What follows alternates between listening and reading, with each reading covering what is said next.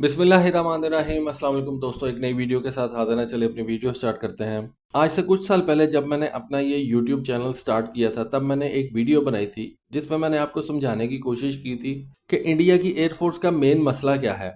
उसमें मैंने आपको उस वक्त बताया था कि इंडियन एयरफोर्स के अंदर बहुत से मसले होंगे, लेकिन एक सबसे बड़ा मसला ये भी है कि इंडिया के पास इस वक्त बहुत ज़्यादा किस्म के फाइटर जेट्स हैं और उनकी लॉजिस्टिक्स का जो है वो इंडियन एयरफोर्स को ध्यान रखना पड़ता है। मसलन गिनना शुरू करें, रशियन जहाज़ों पे सबसे पहले आए। अभी सुनने में आ रहा है कि इंडिया जो है वो सितंबर के अंदर अपने सारे मिग 21 जहाज जो है वो रिटायर कर देगा। मतलब जुलाई के एंड तक इंडियन एयरफोर्स जो है वो मिग 21 जहाज इस्तेमाल करती है। ठीक है, तो उस वक्त जब मैंने ये वीडियो बनाई थी उस वक्त तो इंडियन एयरफोर्स डेफिनेटली ये मिग 21 जहाज इस्तेमाल करती थी। फिर 2019 के अंदर हमने अभिनंदन का ये मिग 21 जहाज शॉट डाउन भी किया, तो वो तो सबको पता है। असल बात यह है कि मिग 21, उसके बाद मिग 29, इंडियन एयरफोर्स मिग 23 भी यूज करती थी, मिग 27 भी यूज करती थी, मिग 25 भी यूज करती थी, लेकिन ये तीन जहाज उन्होंने रिटायर कर दिए हुए थे, तो इन तीनों को आप निकाल दें। लेकिन मिग 21, मिग 29, SU-30 तीन हो गए, फिर जैगवर्स, फिर मिराजेस,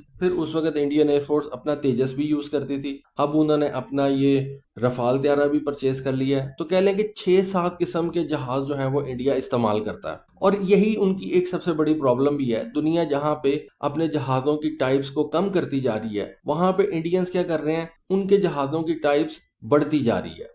आने वाले दिनों में अगर इंडिया ने ये SU-57 भी ले लिया तो वो एक और जहाज बढ़ जाएगा। तो मेरी नज़र में ये एक लॉजिस्टिकल प्रॉब्लम है जिसको इंडियंस को फेस करना पड़ता है। इस वजह से उनकी एयरफोर्स में एक ये बहुत बड़ी प्रॉब्लम है। लेकिन इसी तरह की एक और दुनिया में एयरफोर्स भी है, और वो है इंडोनेशिया की। इंडोनेशिया की एयरफोर्स की तरफ अगर आप देखें ना, तो आपको पता चलता है कि वो F-16 जहाज भी यूज कर रही है, और F-16 के कई वेरिएंट्स इस्तेमाल करती है। AB, AM, BM, F-16C, F-16D, यानी कि नए पुराने सारे F-16 वो यूज कर रहे हैं। फिर SU-27 जहाज भी वो इस्तेमाल कर रहे हैं, जो कि एयर सुपीरियोरिटी का जहाज है।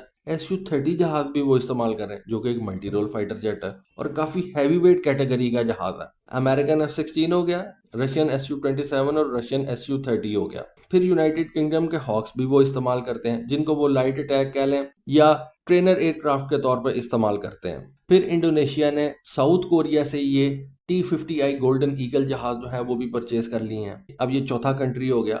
उसके बाद इंडोनेशिया जो है वो रफाल त्यारे परचेज करने जा रहा है, और उसने 42 रफाल त्यारों का ऑर्डर जो है वो फ्रांस को दे रखा है, और अगले साल के शुरू में ही, यानी कि 2026 के शुरू में, ये रफाल त्यारे इंडोनेशिया को मिलने भी शुरू हो जाएंगे।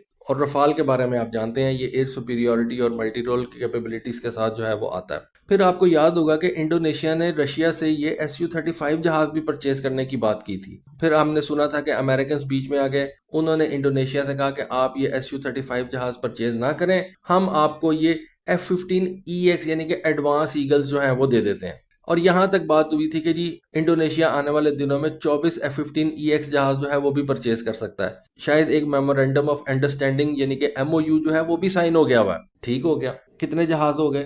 F-16, SU-27, SU-30, south Korea का T-50I, फ्रांस का रफाल, SU-35, F-15EX। उसके बाद आप देखें, आप सबको पता है कि ये जो साउथ कोरिया का KF-21 ब्रोमे जहाज है, इसके ऊपर इंडोनेशिया का झंडा लगा हुआ है, यानी कि इंडोनेशिया इस KF-21 ब्रोमे जहाज के अंदर 20% का पार्टनर भी है। और हमने यहाँ तक बात सुनी थी कि इंडोनेशिया इस KF-21 जहाज के अंदर अपनी इन्वॉल्वमेंट को जो है वो बढ़ाना चाहता है, और इंडोनेशिया ने ये कहा है कि ठीक है, हम साउथ कोरिया को अपने 20% वाले जो पैसे हैं वो तो नहीं दे सके, लेकिन हम ये काम करेंगे कि इंडोनेशिया जो है वो इन KF-21 ब्रोमे जहाज़ों का एक बड़ा ऑर्डर जो है वो साउथ कोरिया को प्लेस कर देगा। इस तरह से हमारी इन्वॉल्वमेंट इस KF-21 जहाज की डेवलपमेंट में और इसकी प्रोडक्शन में तो उतनी नहीं है, लेकिन इस ओवरऑल प्रोजेक्ट के अंदर हम बड़े हिस्सेदार बन जाएंगे।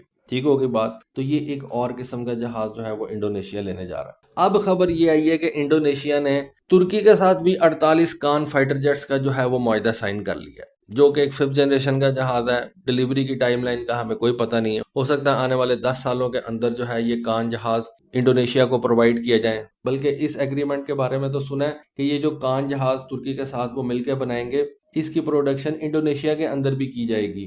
और उन्होंने कहा जी कि ये एक new era of engineering, production और टेक्नोलॉजिकल कोलैबोरेशन जो है वो हम शुरू करने जा रहे हैं। अच्छा, अब कान जहाज की तरफ अगर आप देखें, मुझे कान जहाज से कोई ऐसा जो है वो कोई इशू नहीं है, लेकिन आप ये देखेंगे कान जहाज तो अभी जो है वो तैयार हो रहा है, अभी तो वो डेवलपमेंट फेज के अंदर है। लेकिन खैर आप ये भी कह सकते हैं कि जिस तरह से इंडोनेशिया ने KF-21 ब्रोमे जहाज में, जो कि अभी तैयार भी नहीं हुआ था, उसकी फर्स्ट फ्लाइट भी नहीं हुई थी, तो वहां पे जाके उन्होंने इन्वेस्टमेंट कर दी थी, चाहे वो 20% ही की थी।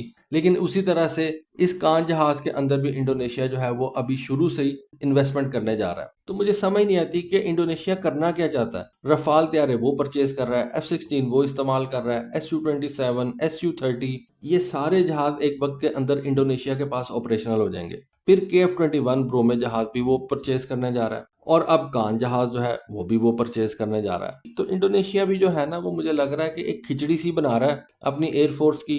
करना क्या चाहता है ये तो खैर उन्हीं को पता है। वैसे मेरा ज़ाती ख्याल ये है कि इंडोनेशियन एयरफोर्स को आने वाले दिनों में अपने F-16 को रिटायर कर देना चाहिए। एक तो वो पुराने हो चुके हैं।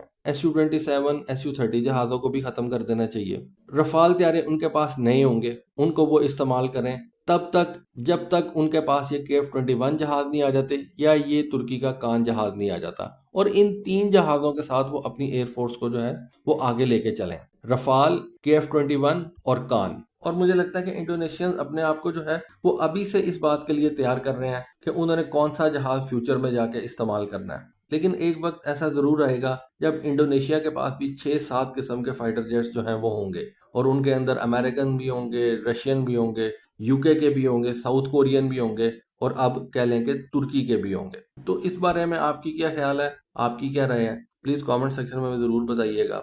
ये थी आज की वीडियो, ये थी आज की इन्फॉर्मेशन। आज के लिए बस इतना ही। Thank you. अल्लाह हाफिज़।